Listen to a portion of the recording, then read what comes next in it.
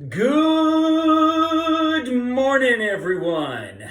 Happy Friday. It's going to be an absolutely amazing day. And you want to know how I know that? Because you're here. Would everyone please stand and join me for the Pledge of Allegiance? Place your right hand over your heart. Ready? Begin.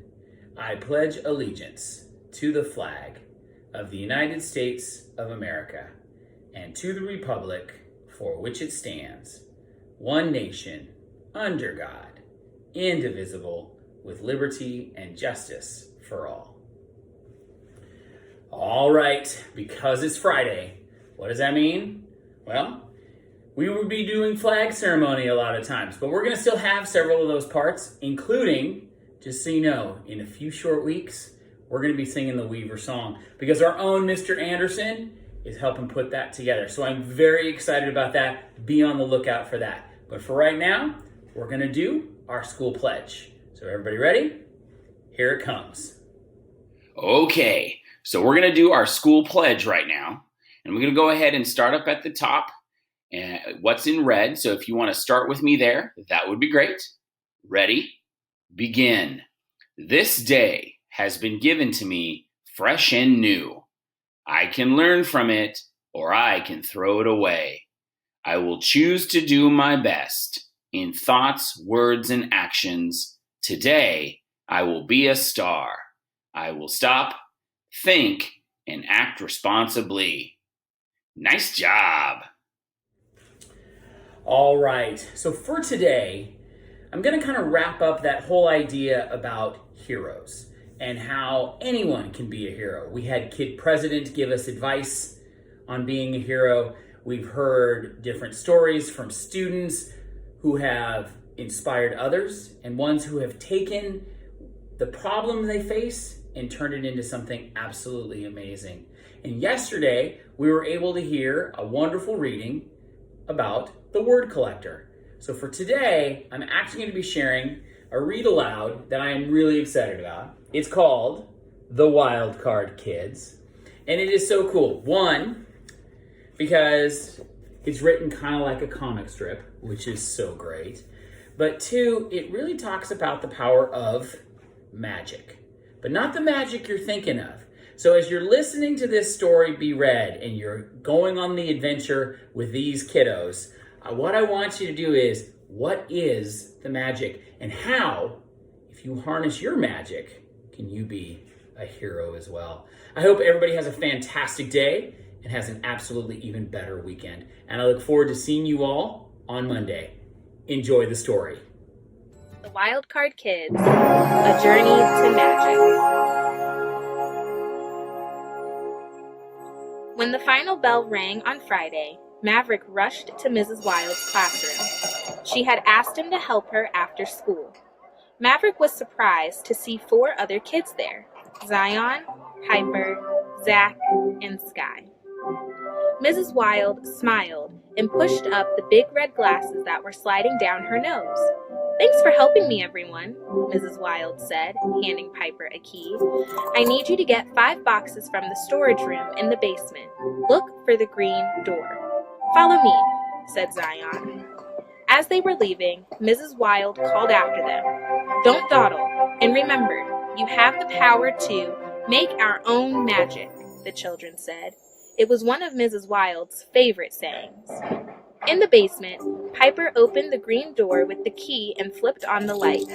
Sure enough, in the storage room, there were 5 neatly stacked boxes. "I wonder if this is heavy," she said, nudging a box with her toe. Bang! The green door slammed shut behind them. "Oh no, the key!" Piper said. It was still in the lock on the other side.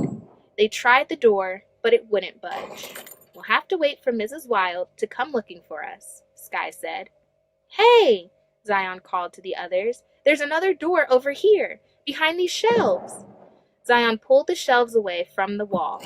Sure enough, behind them was an odd-looking metal door. It creaked as Zion tugged it open. "Come on!" cried Zion. "It's a way out!"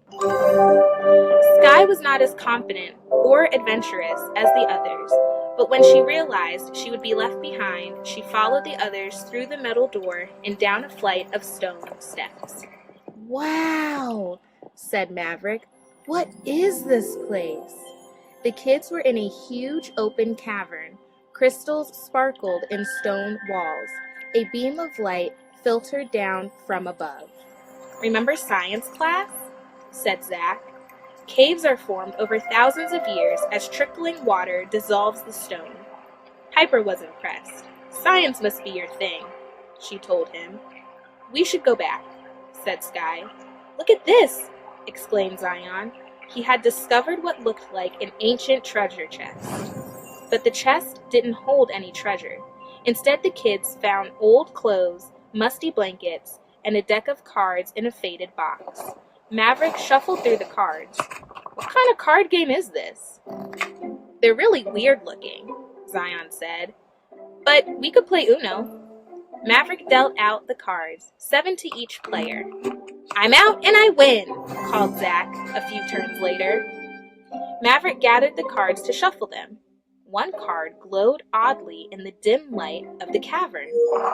"This one is a wild card," said Maverick. "It feels like it's alive." There was a clap of thunder, a rush of air, a swirl of colored lights. Maverick felt himself spinning. He closed his eyes. What was happening? Boom! When Maverick opened his eyes, he was sitting on the ground in a dense forest. "Is everybody okay?" called Zion. "Just dizzy," said Piper. Slowly they all stood up. "Where in the world are we?" asked Zion. "Look," Maverick said. "The wild card is telling us what to do." Maverick held up the card. It now read, "Choose a direction and start walking. The choices you make along the way will shape your journey." "I'll pick a direction," said Zion. "What if we go the wrong way?" asked Sky.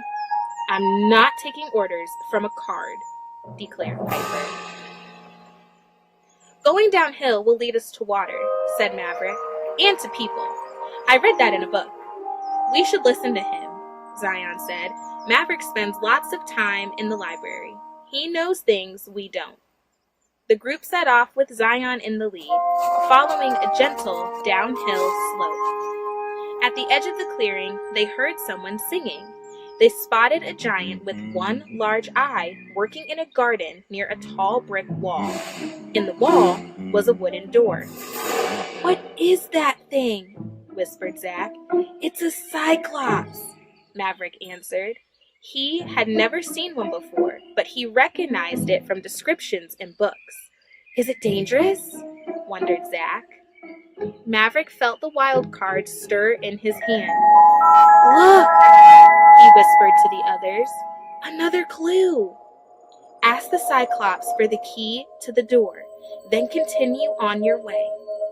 The 5 of them stepped into the clearing. The Cyclops turned and stared with his one eye. The kids felt timid and afraid. How could they talk to a Cyclops? Maverick thought about Mrs. Wild, who always encouraged him to overcome his shyness. He remembered her words. "Make eye contact when you speak to people or give them your attention. That's how you show your interest in someone, establish trust, and make a connection." Maverick stepped forward and looked the Cyclops right in the eye. "Hello there," he said cheerfully. "Please could you loan us the key to that door in the wall?" The Cyclops grinned and nodded. His eye twinkled and he didn't seem scary anymore. Whoosh! There was a rush of wind as the wild card sprang out of Maverick's hand. It twirled and shimmered as Maverick stood still and felt its power. When the wild card stopped twirling, Maverick was transformed. Now he was dressed like a superhero, with a large letter M on his chest. "How did you do that?" his new friend shouted. "I don't know," admitted Maverick, "but I felt my power come to me when I made eye contact with the Cyclops." Zach picked up the wild card from the ground. "The card looks different again," he said. Sure enough, the card now had a section filled in with said Sky. "The door is open now." The five friends thanked the Cyclops and continued on their way. Soon the group came to a rushing river. When they wondered what to do, the wild card provided an answer. "Cross the river. You must get to the other side." "Let's swim for it!" cried Zion, unlacing his sneakers. "We're not as athletic as you are," Piper reminded him. "The current is too strong to swim against," Zach determined. Science really was his thing. Before long, Zach had devised a way to topple a dead tree on the bank. It fell neatly across the water, forming a bridge. In a single file, they began to cross. They made it to the center of the log. Then, splash! A large wave rose up from the river. But it wasn't just a wave. It was a woman made out of water. She swept them up off the log and dropped them back on the bank where they'd started. "Here's the problem," said Zach as he held up the wild card. "The water queen gets stronger when the current is strong. The woodland animals cannot drink from the fast-moving water. Help them as you also help yourselves." "We'll all hold hands and form a chain as we cross," Zach decided. "She won't be able to lift all of us at once." They tried Zach's idea, but the water queen swept them up and dropped them back on the riverbank almost as fast as she had the first time. Zach sat on a rock and felt like a failure. "How could I mess this up?" he thought. "I'm good at figuring things out." The wild card glowed and vibrated in his hand. Zach thought about Mrs. Wild and something she had said. "Accept your failures and keep going. Never let a mistake stop you from trying again." Zach picked up a stick and started drawing diagrams in the dirt. It helped him to think scientifically. He explained how they could use branches and stones to hold back some of the water and make the current weaker. They all got busy. Zach's idea worked! The kids cheered as they watched the current below the dam they'd built slow. The wild card sprang to life, turning into a whirling tornado. When it stopped spinning, Zach was transformed into a superhero. He had a large letter A on his chest, and the wild card had another section filled in with the letter A to match. "Wow," said Zach, "this is amazing." "I felt my power come to me when I accepted failure and decided to keep trying till I got it right." As they crossed the water on stepping stones that were no longer covered by rushing water, thirsty woodland creatures came to drink from the gentle current. The children walked through a strange landscape of rolling hills and valleys. Soon they heard an odd sound in the distance. "Someone's having a loud conversation," guessed Sky. "More like an argument," said Maverick. As they grew closer, they could see a group of trolls fussing around a campsite. They were arguing over which one of them deserved a pie filled with wriggling worms. "Disgusting," said Piper, rolling her eyes. Sky pulled the wild card from her pocket where she'd been carrying it. The instructions were clear. You must settle the argument. The trolls didn't even notice the kids had joined them at the campsite. Sky felt unsettled. Conflict was not her thing. She thought of something Mrs. Wild always told the class. "Get up and go for it. Stand up when you're talking. Make your voice heard even when it seems no one is listening, and don't let the world silence you." Sky hopped up on a tree stump. "I can settle your argument," she called out, "but I won't say a word until I have your full attention." One by one, the trolls turned around. They wanted to hear more. When every troll was quiet and looking at her, Sky continued. "You all deserve a piece of this pie," she told them. "You can share it and enjoy it together instead of fighting over it." Whoosh! The wild card whirled and worked its magic. When it was done, Sky was a superhero too, wearing the letter G. "I got my power when I decided to get up and go for it," she told the others. As the trolls greedily devoured the worm pie, the group of friends noticed that once again the wild card had changed. The card now had a section with the letter G filled in to match the letter on Sky's chest. Maverick tucked the wild card gently into his belt, and the group of friends continued on their journey. As the sun began to set, the group came to a picnic basket filled with food and a stack of neatly folded blankets. As they ate dinner, they talked about their strange experiences. Piper felt left out. "I can't believe I don't have a superpower yet. Maybe tomorrow," Sky said gently. The other superheroes agreed. But their encouragement didn't matter to Piper. She felt sorry for herself until she fell asleep on the soft moss under a twinkling sky. In the morning, the travelers set off again through a landscape that turned brown and barren. Before long, the children could see a rock wall ahead of them. It looked like a dead end. "There's a tunnel!" cried Zach, pointing, but the entrance was not easy to make out. The group watched as it widened, then narrowed again. "We have another challenge," called out Maverick, waving the wild card. "You must pass through this portal to get back to your own world. The gatekeeper will try to stop you." When they spotted the gatekeeper, they approached him. "I'll handle this," said Maverick. "I'll make eye contact with him as I speak to make a connection. Then he'll let us pass." But the gatekeeper responded by flinging a handful of stones. "I've got this," said Zach, stepping up. "I'll learn from my mistakes and keep trying." "No, let me do it!" cried Sky. "Once I command his attention, he'll listen to me and let us pass." But they quickly realized that their individual powers were not enough. A flash of an idea came to Zion. "The wild card," he called. It was glowing again. As he held it, he remembered what Mrs. Wild always said. Sometimes the goals of a group are more important than your individual wants. No one can be a leader all the time. "None of us can solve this challenge alone," he said. "We have to do it together." Whoosh! The card leaped from his hand, swirling round and round so fast that the others couldn't even see him. When it stopped, Zion was a superhero too, with the letter I blazing on his chest. "My power came to me when I realized there is no I in team. It's more important to work together than to always take the lead," he told the group. The wild card gave a faint glimmer, and with another challenge complete, the section with the letter I was now filled in. Piper couldn't believe her eyes. Her friends were all superheroes now. "It isn't fair," she thought. "I hate being last." Side by side, the four heroes worked together to conquer the gatekeeper. The portal opened wide, and a bright light shined at the other end of the tunnel. Piper stood off to one side by herself. "Don't you want to go home?"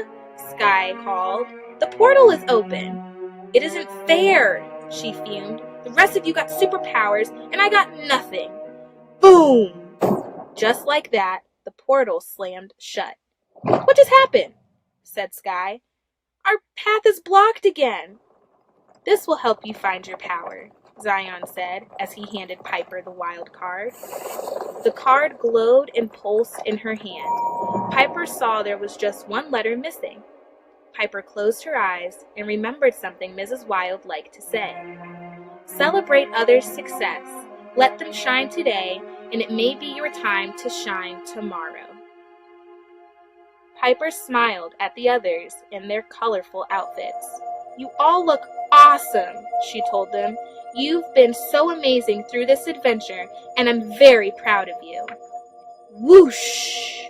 The wild card swirled and spun and gave off sparks of colored light. Piper was suddenly transformed with the letter C shining on her shirt. The portal opened wide. "Yay!" said Piper. "I get it now. My superpower is all about celebrating others until it's my day to shine." Piper looked down at the wild card. "We did it!" she exclaimed. The wild card was now complete. They all thought of Mrs. Wild and how proud she would be of their accomplishment. "Wow," Sky said. looking at the card. "We really do have the power to make our own magic," the kids shouted together. The wild card gave one final sparkle in Piper's hand. The 5 friends cheered. They held hands as they entered the portal and ran through the bright tunnel. In an instant, they were back in the cavern, wearing their regular clothes. "I'll miss my mask and cape," Piper said, "but I can use my superpower anytime I need it." The others agreed. They all felt the power inside of them now.